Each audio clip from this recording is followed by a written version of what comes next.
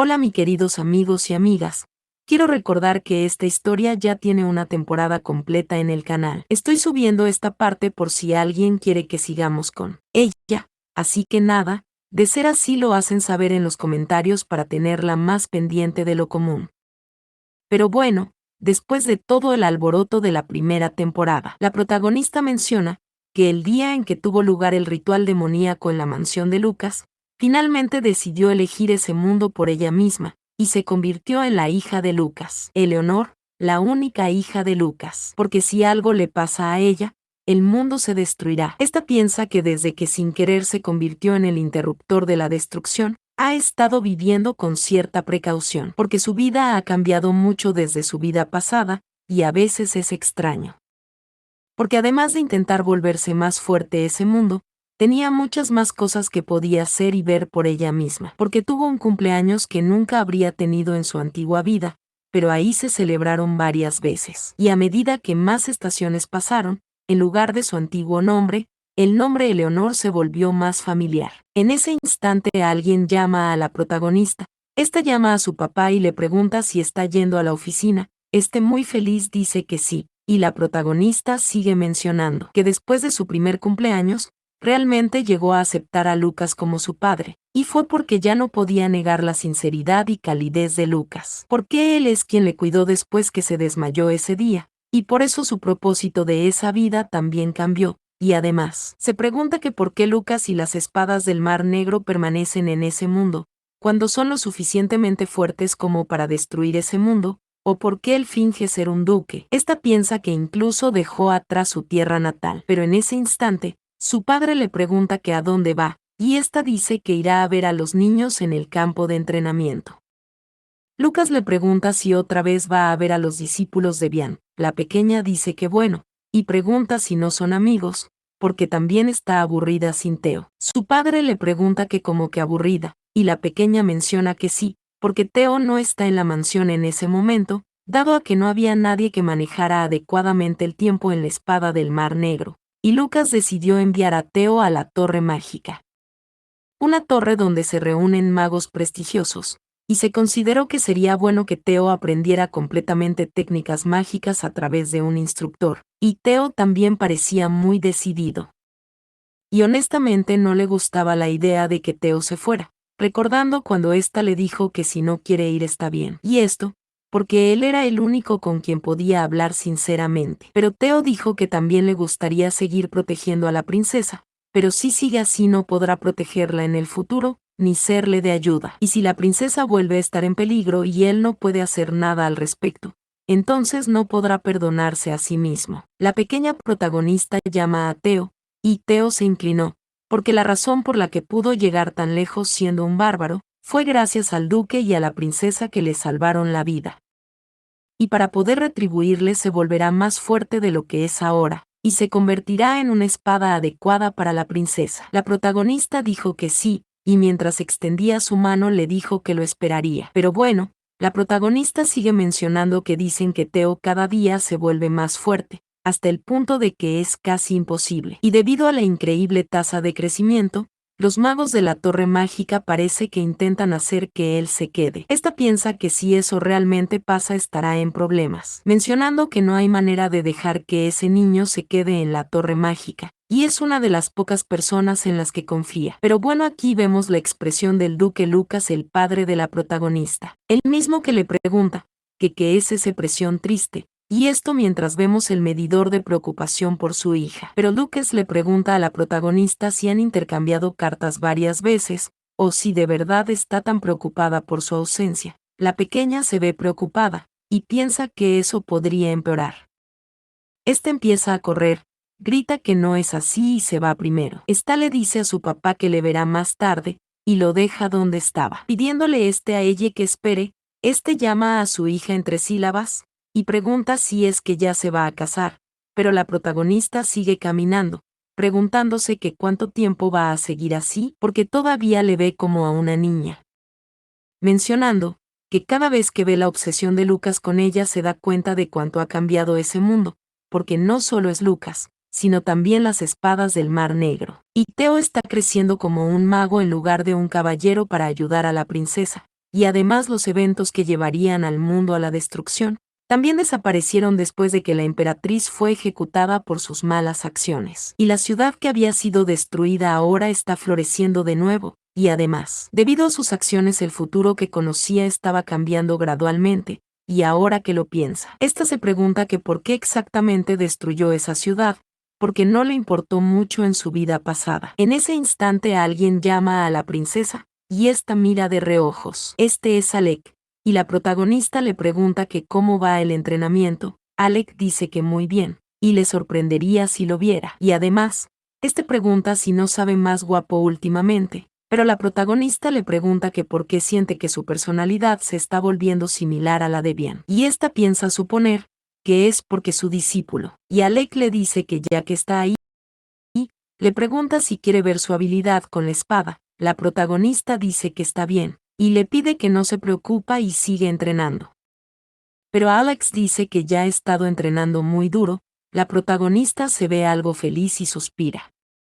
Porque en realidad los cambios menores en el futuro no son un gran problema, pero el problema surge cuando esas pequeñas olas regresan como las enormes, y por ahora no ha habido grandes contratiempos, lo cual es bueno. Pero si algo sucede en el futuro, un evento que cause un gran revuelo, y no puede cambiarlo, como por ejemplo, si quiero evitar la muerte de alguien. En ese instante Alec llama a la princesa y le pregunta que por qué le mira así. La pequeña se preocupa y dice que no es nada, pero sigue mencionando que así es, porque lo que quiere evitar es el futuro de Alec, quien perdió la vida en su vida pasada, porque Alec morirá ese año y será manos de los demonios. Esta menciona que se dio cuenta de su muerte mientras investigaba los antecedentes de Bian, y Alec era el alumno favorito de él, y en ese momento quería aprovechar esa debilidad y usarla contra Bian, pero descartó esa idea cuando vio que decía que fue brutalmente asesinado por los demonios, y pensó que no valía la pena usar a alguien que había sido asesinado. Pero ahora Alec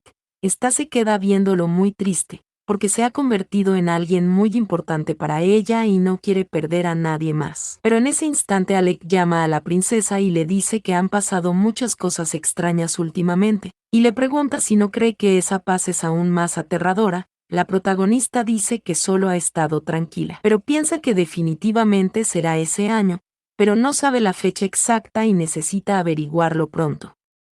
Aquí vemos en la imaginación de la protagonista, preguntándole a Alec que a dónde va, que qué hace, o mejor dicho molestándolo. Esta se pregunta si es persecución o si es acoso, pero piensa que no puede seguirlo a todas partes, y necesita un plan diferente. Y se pregunta que qué tal si le lanza un hechizo, pero en ese instante Alec llama a la princesa, y le pregunta si tal vez, la protagonista le grita que qué dice, que qué pasa, y Alec le pregunta que si acaso se ha enamorado de ella, o si es por eso que le sigue observando con tanto cariño, y le ha estado siguiendo. La protagonista le pregunta que qué dice, y Alec dice que los niños del dormitorio también lo han estado comentando, porque la princesa va a verle todos los días, y dicen que es porque es un hombre guapo. Pero la protagonista dice que no puede creer que le esté diciendo eso. Pero Alec dice que ha notado muchas chicas viéndole esos días, y le pregunta si les gustará tanto su cuerpo. La protagonista dice que no lo sabe, y cree que hay un malentendido, pero Alec dice que sí le gusta a la princesa estar en problemas, y la protagonista le grita que no se trata de eso, y le pide que no piense cosas que no son, porque solo está vigilando su entrenamiento. Ante esto Alec pone un pero, porque la princesa está actuando de manera diferente, y pregunta si hay otra razón. La protagonista piensa que entonces, se pregunta si se ha dado cuenta desde el principio, porque al parecer ha crecido mucho. Pero dice que no es nada y le pide que no se preocupe. Le pide que solo siga entrenando duro. Pero Alec le pregunta si está segura que no le gusta ni un poquito, porque no quiere que el duque le asesine. La protagonista le dice que no le gusta de esa forma, y aquí pasamos más adelante, donde piensa que vaya, porque él es un chico muy perspicaz. Y el hecho de que Alec muere ese año es algo que no puede olvidar, pero debe encontrar una manera de salvarlo, mencionando que aunque la línea de tiempo cambie por su culpa debe hacerlo, y no quiere volver a perder a alguien tan valioso para ella, y para poder salvarlo necesita ser más fuerte. El problema es que ha olvidado casi todo, y eso no es su culpa, porque Lucas es de pensamiento frágil, y no le deja levantar nada pesado, y menos sostener una espada. Y le alimenta y se queda a su lado cuando se enferma, y se da cuenta hasta cuando está un poco delgada, y ha olvidado lo que se siente empuñar una espada. Ella está viendo su mano, mientras dice que incluso si lo intenta en secreto siempre habrá alguien vigilándole, y le contará todo después, y le gustaría que dejaran de interferir para poder platicar. En ese momento llega Kustiel, que le pregunta a la protagonista que qué ocurre. Esta misma se asusta bastante, y Lei le pregunta que qué dice, porque le he asustado bastante. Kustiel dice parecer que ella está interesada en aprender a usar la espada, y le pregunta si quiere un poco de chocolate, pero la protagonista le pregunta si él piensa que todavía es una niña, porque incluso si se ve así. Pero en ese momento le están entrando el chocolate en la boca, y la pequeña dice que se siente frustrada por culpa de su papá.